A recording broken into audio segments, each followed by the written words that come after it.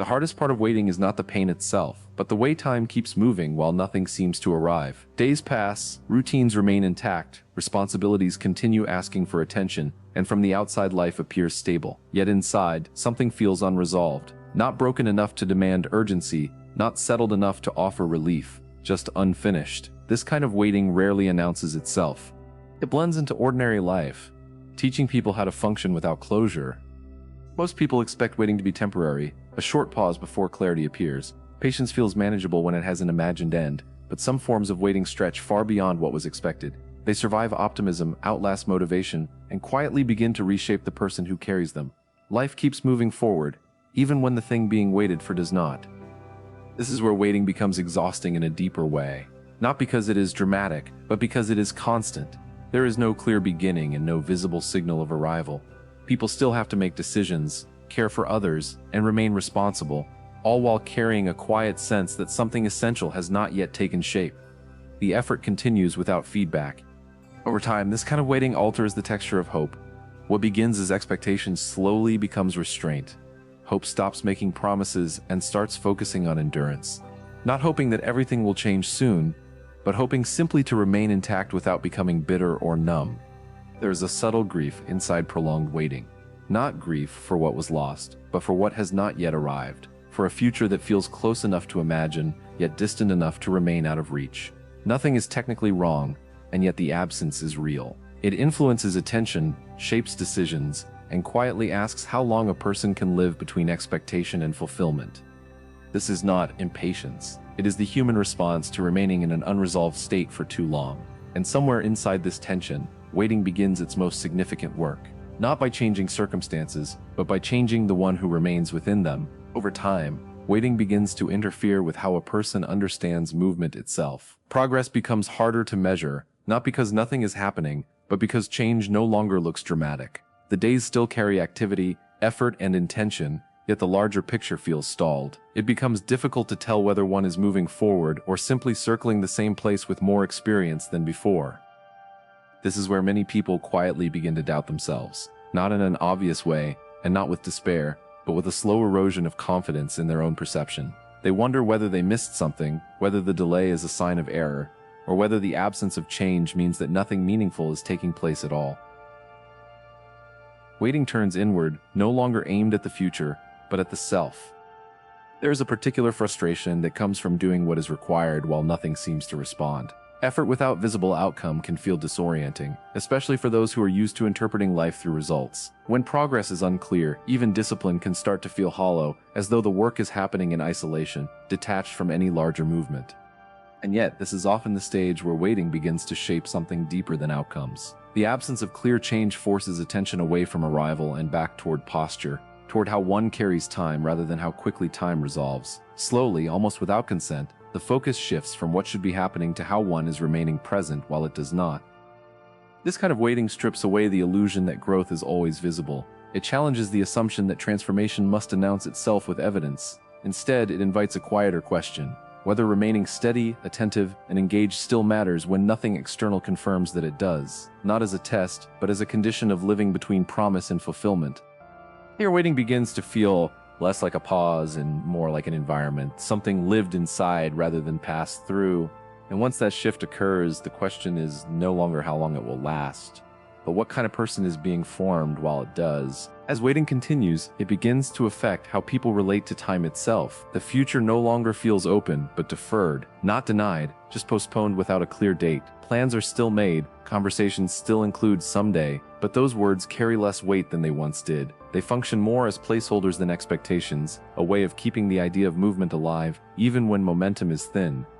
Living this way creates a strange tension. The present demands attention, but it does not feel complete. The future exists, but it does not feel accessible. Life is experienced in fragments, stitched together by routine rather than direction. People learn how to occupy their days without fully inhabiting them, staying functional, while something deeper waits unresolved beneath the surface.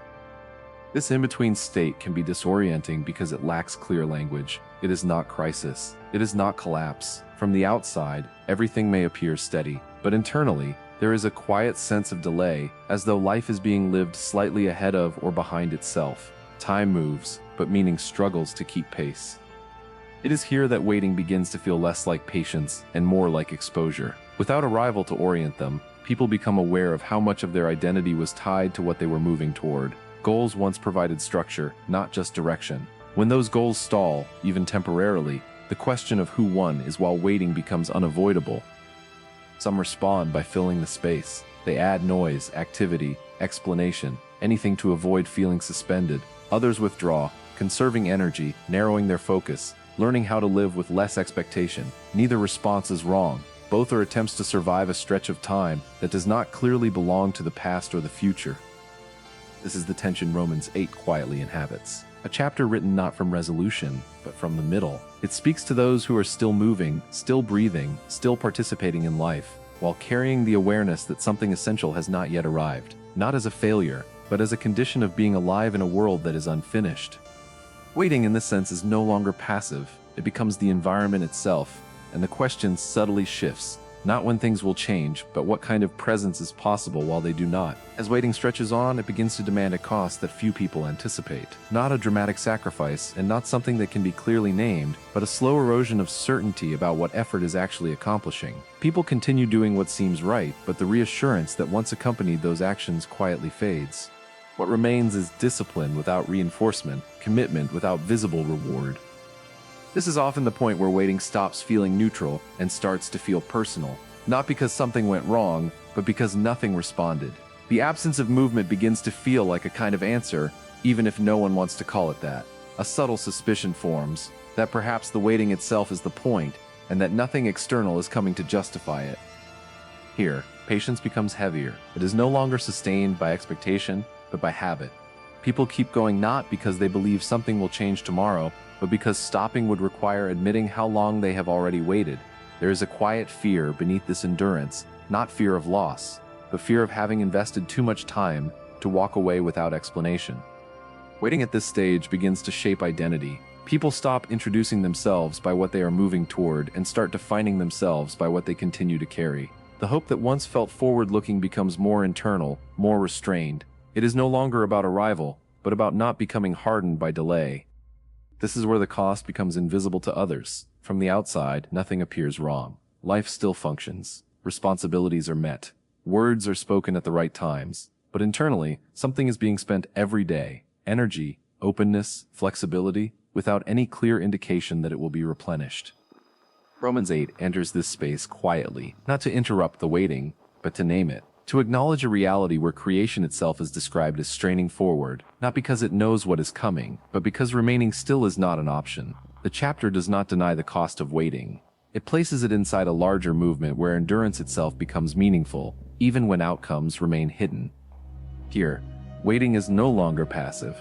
It is active participation in something unfinished, and the question shifts again, not whether the waiting will end, but whether the one who waits can remain open without losing themselves in the process. Over time, waiting begins to separate people into quiet categories, not between the faithful and the unfaithful, but between those who eventually receive something recognizable and those who continue without ever seeing a clear outcome. This difference is rarely acknowledged, yet it shapes lives in profound ways. Some stories move forward with visible answers. Others remain suspended, not because effort was lacking, but because resolution never arrived. For those who do not receive, the challenge is not only disappointment, but invisibility. Their endurance does not produce a moment that can be pointed to, shared, or explained. There is no clear before and after. Life simply continues, shaped by something that never happened. They learn how to live without the language of fulfillment, without the relief of arrival, without the permission that resolution seems to grant others. This kind of waiting carries a particular weight. It forces people to confront the uncomfortable truth that effort does not always lead to visible results. That faith, commitment, and sincerity do not guarantee a recognizable outcome. And yet, these lives are not empty. They are filled with ordinary faithfulness, days lived, responsibilities carried, relationships maintained, all without the reinforcement of having received what was hoped for. Romans 8 speaks directly into this tension by acknowledging that longing itself can remain unresolved. The chapter does not rush to correct this imbalance. It does not promise that everyone will see the same kind of outcome. Instead, it names a reality where creation groans together, not selectively, but collectively. A world where waiting is shared, but resolution is uneven. This reframes the question entirely. The issue is no longer why some receive and others do not, but but what it means to remain human in a world where fulfillment is not evenly distributed, where some stories conclude clearly and others remain open-ended, where meaning is not measured by arrival, but by the way one inhabits the space left behind when arrival never comes. For many, this is the hardest realization of all. Not that waiting is painful, but that it may never culminate in something that feels complete, that some lives are shaped more by what they carried than by what they obtained. And yet Romans 8 refuses to call these lives lesser. It speaks of endurance not as a consolation prize, but as a form of participation in something larger than individual outcomes. Here, waiting is no longer defined by expectation, but by presence, by the quiet decision to remain engaged with life even when the story does not resolve in one's favor. This is not resignation. It is a different kind of faith, one that does not depend on being rewarded with clarity, but continues to exist honestly within uncertainty. And it is precisely here that the chapter's gravity deepens, because it suggests that the measure of a life may not be found in what finally happened, but in how someone lived while nothing did. At some point, continuing without receiving forces a quiet redefinition, not announced, not chosen deliberately, but formed out of necessity. When expectation no longer produces anything tangible, faith can no longer function as anticipation. It has to become something else, or it collapses entirely. This is not a dramatic moment. It happens slowly, almost unnoticed, while life keeps moving forward. What begins to change is not belief itself, but what belief is asked to carry. Faith is no longer held as confidence that something will happen, or that meaning will eventually arrive in a recognizable form. It becomes lighter in one sense, and heavier in another. Lighter because it releases the demand for outcomes. Heavier because it must now exist without reinforcement, without proof, without visible affirmation. This is where many people misunderstand what is happening inside them. They assume they are losing faith, when in reality, faith is shedding a version of itself that could not survive prolonged waiting.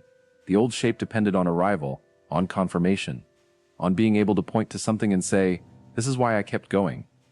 When that never comes, something quieter takes its place. Romans 8 does not present faith as certainty about the future, but as orientation within the present, a way of standing inside an unfinished world without needing to resolve it. The chapter speaks of hope, but not as possession.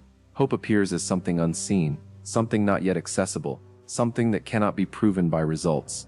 In this framework, faith is no longer measured by what it produces, but by how it endures. This shift is subtle, but it changes everything. Faith stops arguing with reality. It stops negotiating timelines.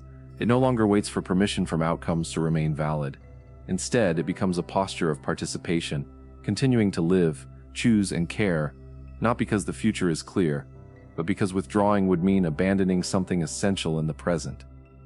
Your faith does not feel strong. It feels restrained. It is careful with promises. It no longer speaks loudly about what will happen next, and yet it remains not as confidence but as presence, not as explanation but as a way of staying oriented when the path ahead cannot be mapped. This is not the faith people usually talk about. It does not inspire easily. It does not convert well into stories of success or resolution. But it is the kind of faith that survives when nothing arrives to validate it. And once this shift occurs, faith is no longer something carried toward the future. It becomes something practiced quietly, inside the ordinary movement of life, without needing to be rewarded to continue. When faith reaches this stage, it no longer feels like something a person holds. It feels more like something that holds its place quietly in the background, no longer demanding attention, no longer offering reassurance, but still present enough to shape how life is approached. The urgency that once defined belief has softened. What remains is not conviction in outcomes, but a steadier orientation toward living itself. This shift is often confusing because it does not resemble growth in any visible sense. There is no clarity gained, no insight that ties everything together. Instead, faith becomes less explanatory and more restrained. It stops trying to interpret every experience and settles into something closer to posture than certainty. A way of standing within life rather than predicting where it is going. For many, this is where faith feels thinnest, not because it has disappeared, but because it has lost its voice. It no longer argues, it no longer insists, it no longer needs to be proven, and because it does not announce itself, it is easy to mistake this quietness for absence. But something else is happening. Faith is no longer centered on expectation, it is being reorganized around endurance. Romans 8 speaks into this moment without trying to rescue it. The chapter does not rush to reassure or explain away the tension. Instead, it acknowledges a world still groaning, still unfinished, still marked by longing. Faith is not presented as escape from this condition. but as the ability to remain within it without collapsing, not because the future is clear, but because the present is still being lived. Here, belief stops functioning as a contract. It no longer assumes that effort will be met with clarity or that faithfulness guarantees visible return. What replaces that assumption is something more exposed and more honest. Faith becomes the willingness to continue choosing, caring, and participating without needing confirmation that those choices will lead somewhere recognizable. This is a difficult transition because it removes the emotional rewards that often sustain belief. There is no surge of hope to lean on, no certainty to repeat internally when doubt surfaces. Instead, faith becomes quieter and more durable, less dependent on feeling and more rooted in presence. It does not answer questions, it makes space for them. At this point, faith is no longer about what one believes will happen, it is about how one lives while waiting without guarantees, a way of remaining open without demanding resolution, a posture that accepts uncertainty as part of the human condition, not as a failure to be corrected. And once faith takes this shape, it stops being something that needs to be defended. It becomes something practiced quietly inside ordinary days, without expecting applause or explanation. At some point, this quieter version of faith stops being something observed from a distance and begins to touch everyday life in subtle ways. Not as guidance, not as instruction, but as a shift in how ordinary moments are approached. Nothing dramatic changes on the surface. The same routines remain. The same responsibilities return each day. But the internal pressure to extract meaning from every experience begins to loosen. Many people reach this stage without realizing it. They no longer wait for clarity before acting. They stop postponing care, presence, or responsibility until certainty arrives. Instead, life is met as it is, incomplete and unresolved, without the constant demand that it justify itself first. Faith here is no longer a lens used to interpret reality. It becomes a quiet permission to participate in it. This can feel strangely anticlimactic. After so much waiting, questioning, and internal rearrangement, one might expect a sense of arrival, but what comes instead is something far more ordinary. The realization that life continues asking to be lived, even without resolution. That tension still matters. That small choices still carry weight, even when the larger story remains unclear. In this way, faith moves closer to practice than belief. Not practice as discipline or performance, but as presence. Showing up without certainty, continuing without guarantees, remaining attentive to what is near rather than preoccupied with what cannot be known. The questions do not disappear, but they no longer dominate every decision. Romans 8 does not frame this as failure. It does not treat weakness, waiting, or uncertainty as problems to be solved before life can begin. Instead, it acknowledges a world still unfinished, still marked by tension, still groaning. And within that reality, it speaks of endurance not as heroic strength, but as the ability to remain engaged without collapsing inward. For many, this is where faith finally becomes livable. Not impressive, not inspirational, simply sustainable. It no longer asks for emotional intensity or intellectual certainty. It asks only for presence, for the willingness to keep choosing, caring, and paying attention inside ordinary days that do not feel meaningful on their own. This does not resolve the deeper questions. It does not explain suffering or remove vulnerability, but it does something quieter and more important. It allows life to be lived without constant negotiation, without the need to defend belief or abandon it. Faith becomes less about what one expects from the future and more about how one inhabits the present. And perhaps this is the most honest form of application the chapter offers.